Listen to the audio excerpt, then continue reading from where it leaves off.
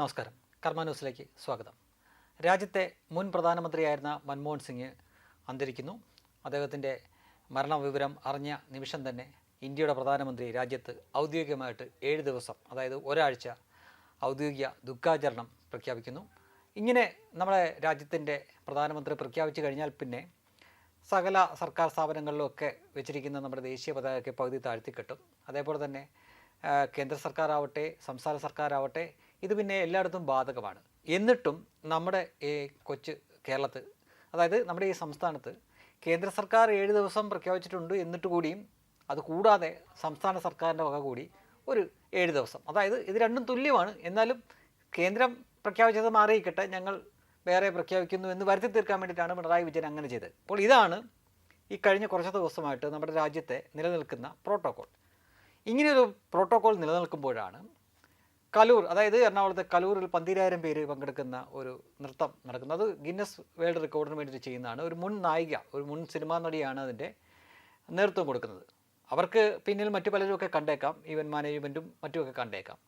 അവിടേക്ക് ഈ പരിപാടി കാണാൻ വേണ്ടി ക്ഷണിച്ചിട്ട് ചെന്നതായിരിക്കാം. പക്ഷേ തൃക്കാക്കരയിലെ MLA ചെല്ലുന്നു. അവർ കോൺഗ്രസ്സുകാർ കൂടിയാണെന്ന് ഓർക്കുക. കോൺഗ്രസ്സുകാരനായിരുന്ന ഒരു പ്രധാനമന്ത്രിയാണ് മരണപ്പെട്ടത്. തീർച്ചയായിട്ടും BJP സർക്കാരാണ് ഇപ്പോൾ ഭരിക്കുന്നത്. എന്നിട്ടും 7 ദിവസം കൊടുത്തു. അപ്പോൾ അവരാ മര്യാദ എല്ലാം പാലിച്ചു.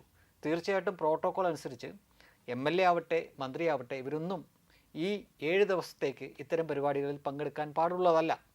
വലിയ രീതിയിൽ ഇതിനെയൊന്നും വിമർശിക്കാത്തതിന് കാരണം ഇപ്പോൾ ഈ തൃക്കാക്കരയിലെ MLA ഗുരുതരാവസ്ഥയിൽ വെന്റിലേറ്ററിൽ കിടക്കുന്നതുകൊണ്ട് മാത്രമാണ്. ഞാനിതിൻ്റെ നിയമവശമാണ് പറഞ്ഞു വരുന്നത്.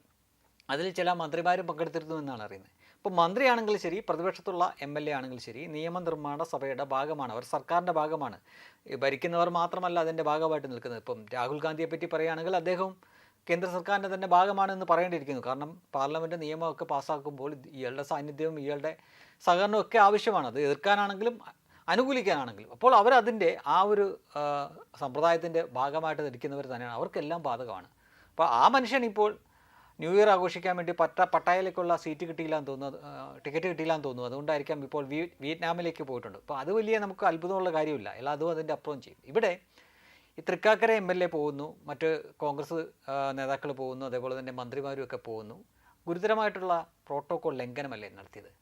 ഇവർക്ക് ഈ പാടുന്ന പോലെ കേരളത്തെപ്പറ്റി പാടുമ്പോൾ നന്മയുള്ള ലോകമേ എന്നൊക്കെ പറഞ്ഞുകൊണ്ട് നന്മയുള്ള ലോകമേ എന്നൊക്കെ പറഞ്ഞുകൊണ്ട് പാടാറുണ്ട്. എന്ത് നന്മയാണ് ഇവർക്ക് ഉണ്ടായിരുന്നത്? ഇങ്ങനൊരു അപകടം നടന്നു കഴിഞ്ഞതിന് ശേഷവും ആ പരിപാടി തുടരുകയാണ് ചെയ്തത് ഗിന്നസ് വേൾഡ് റെക്കോർഡിന് വേണ്ടിയിട്ട്. അപ്പോൾ ഈ പറയുന്ന മനുഷ്യത്വം ഇവർക്കൊക്കെ ഉണ്ടായിരുന്നു എന്ന് ചോദിക്കേണ്ടിയിരിക്കുന്നു. ഇനി ഇതിനകത്തെ നിയമപരമായിട്ടുള്ള കാര്യത്തിലേക്ക് വരാം.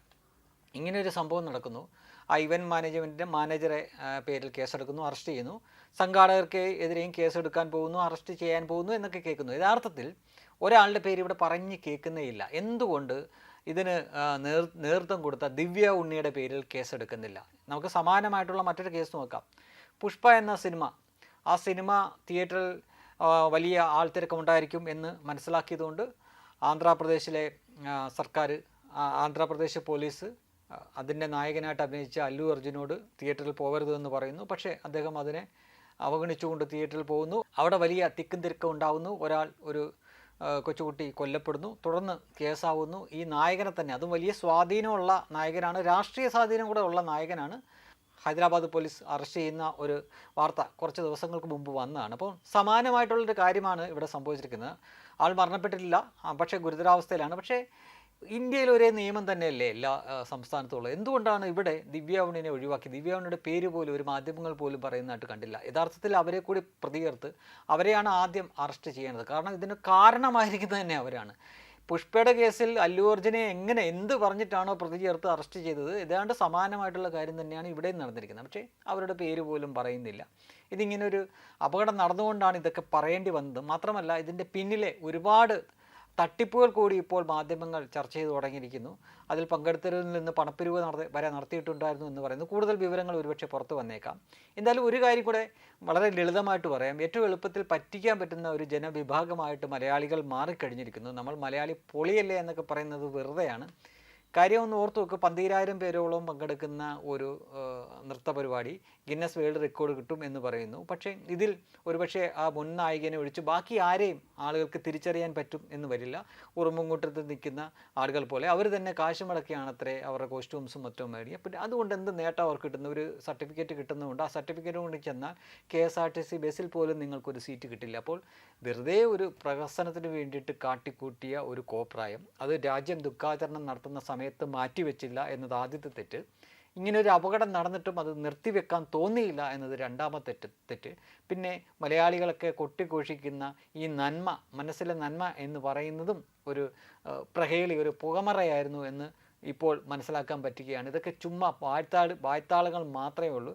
അല്ലെങ്കിൽ പിന്നെ സ്വന്തം പാർട്ടിയുടെ പ്രധാനമന്ത്രി മരണപ്പെട്ടിട്ട് രാജ്യം തന്നെ, അത് നരേന്ദ്രമോദി 7 ദിവസത്തെ ദുഃഖാചരണം പ്രഖ്യാപിച്ചുകൊണ്ടാണോ ഒരുപക്ഷെ തൃക്കാക്കര MLAക്കും കോൺഗ്രസ്സുകാർക്കൊന്നും അതിന് വലിയ വില കൽപ്പിക്കാതെ ഇതുപോലുള്ള ആഘോഷ പരിപാടികൾക്ക് പോയത് എന്ന് ചോദിക്കേണ്ടി വരികയാണ്. ഈ ഒരു അവസ്ഥയിൽ വേണ്ടാന്ന് വെച്ച് നമ്മൾ ഒഴിവാക്കി വിടണമെന്ന് വിചാരിച്ചാലും ചെയ്യുന്ന കാട്ടായങ്ങൾ അങ്ങനെ ആയതുകൊണ്ട് നമുക്ക് ചോദിക്കേണ്ടി വരികയാണ്. ഒരു അത്യാഹിതം സംഭവിച്ചു, ഒഴിവാക്കി വിടാവുന്നതായിരുന്നു. പക്ഷേ എങ്ങനെ സംഭവിച്ചു എന്നിടത്താണ് ഇത് നമുക്ക് ചോദിക്കേണ്ടി വരുന്നത്. ഒഴിവാക്കേണ്ട ഒരു പ്രോഗ്രാം തന്നെ ആയിരുന്നില്ലേ കോൺഗ്രസ്സുകാരെ? അത് എന്തിനായിരുന്നു ഇങ്ങനെ? അതായത് ആ ചിത കത്തിയിട്ടതിൻ്റെ ചൂട് ആറി പോലും ഇല്ലായിരുന്നല്ലോ നിങ്ങൾക്ക് ഈ ആഘോഷത്തിൽ പോയിരിക്കാൻ. ഇതിനു മുമ്പ് വയനാട്ടിലെ ദുരന്തം നടന്ന സമയത്ത് തൃശ്ശൂരിലെ പുലികളിയും മറ്റുമൊക്കെ പ്രോട്ടോക്കോളിൻ്റെ പേര് പറഞ്ഞുകൊണ്ട് മാറ്റിവെപ്പിച്ച കൂട്ടർ തന്നെയാണ് ഇപ്പോൾ ഈ തോന്നിവാസം കാണിച്ചിരിക്കുന്നത് എന്നോർക്കുക.